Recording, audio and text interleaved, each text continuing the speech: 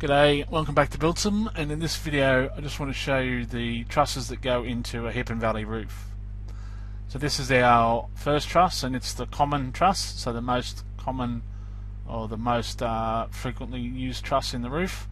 Standard triangular shape, top chord, bottom chord, and the webs.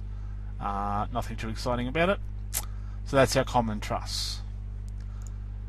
A little bit different is this one here, which is a Girder Truss, and the big difference is that the bottom chord is generally a larger sectional size, as in deeper, not wider or thicker, or it's made from a hardwood rather than pine to allow it to carry a greater load than our standard common trusses.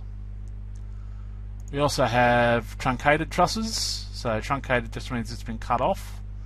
So essentially the same as our common truss, just with the point cut off, so it goes in on the hip end underneath our hips.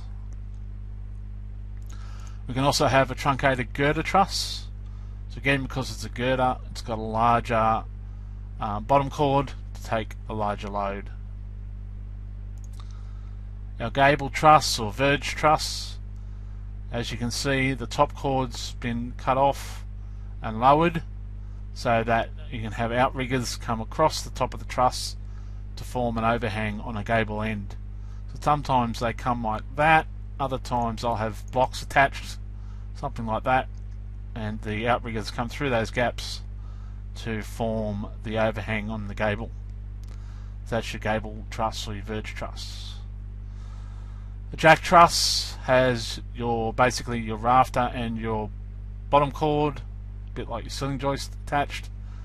Okay, and they'll have a 45 on one side or both sides, depending on the manufacturer, so they go in against your hip to form your hip ends.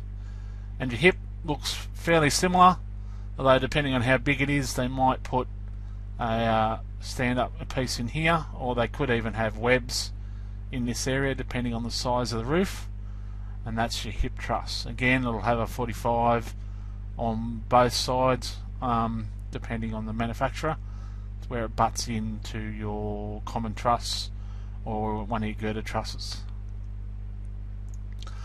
And the last one is a saddle. So the smaller trusses, no overhangs, these sit on top of your existing trusses, or the trusses that are there to fill in a gap, normally where a valley would occur in your roof.